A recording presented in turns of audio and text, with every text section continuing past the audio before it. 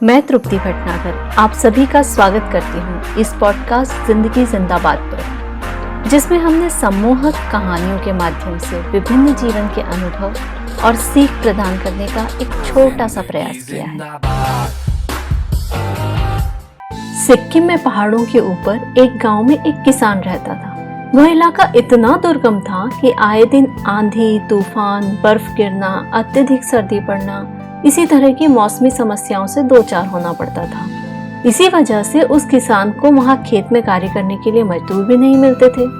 बढ़ती उम्र की वजह से उसे खेत की देखरेख और कार्य करने में दिक्कत आने लगी। एक दिन उसने निर्णय लिया कि उसे मजदूर ढूंढने के लिए पेपर में विज्ञापन देना चाहिए।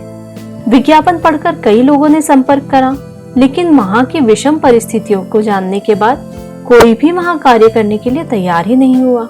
कुछ दिन ऐसे ही बीत गए।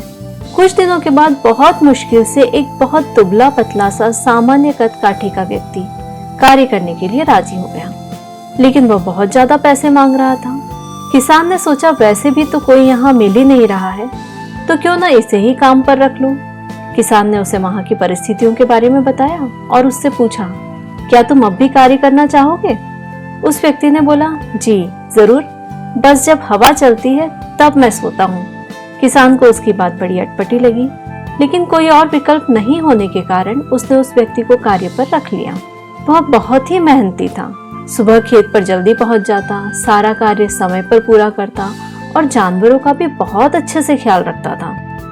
किसान भी उसके काम करने के तरीके से पूरी तरह संतुष्ट होने लगा। एक रात तेज ठंडी हवा चलने लगी।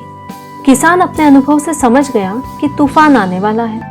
उसने टॉर्च उठाई और तेजी से मजदूर की झोपड़ी की ओर दौड़ा और लगभग चीखते हुए बोला, जल्दी उठो, देखते नहीं तूफान आने वाला है। इससे पहले कि सब कुछ तबाह हो जाए, कटी हुई फसलों को अंदर रख लो, जानवरों के बाड़े का दरवाजा अच्छे से बंद कर दो, खुले हुए सामान को तिरपाल से ढक दो और मेन गेट को अच्छे से बंद कर दो। मजदूर उस वक्त सो रहा था।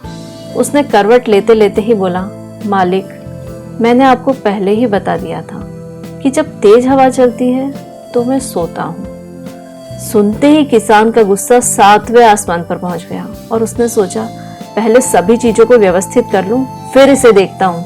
वह दौड़ता हुआ खेत में पहुंचा, लेकिन वहां का नजारा देख हैरान रह गया। सारी फसल अंदर रखी जा चुकी थी, खुला सामान तिरपाल से ढका जा चुका था, जानवर भी बाड़े में सुरक्षित थे, मेन गेट भी अच्छे से बंद था।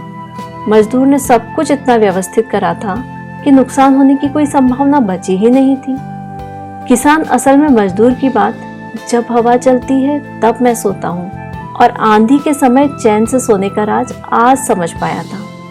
विपरीत परिस्थिति कभी भी किसी के भी साथ आ सकती है, जैसे नौकरी चले जाना, व्यापार, पढ़ाई या किसी अन्य चीज में बहुत दिक्कत आना। यही तो वे तूफान होते हैं जिनकी पहले से तैयारी करनी पड़ती है।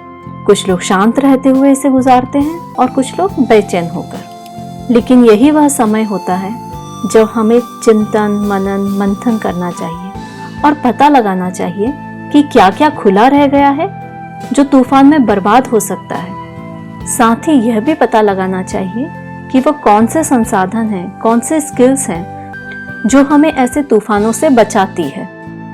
जरूरत इस बात की है कि हमें भी उस मजदूर की तरह पहले से ही तैयारी करके रखनी चाहिए, ताकि मुसीबत आने पर उस मजदूर की तरह निश्चिंत होकर कह सके, जब हवा चलती है तो मैं सोता हूँ।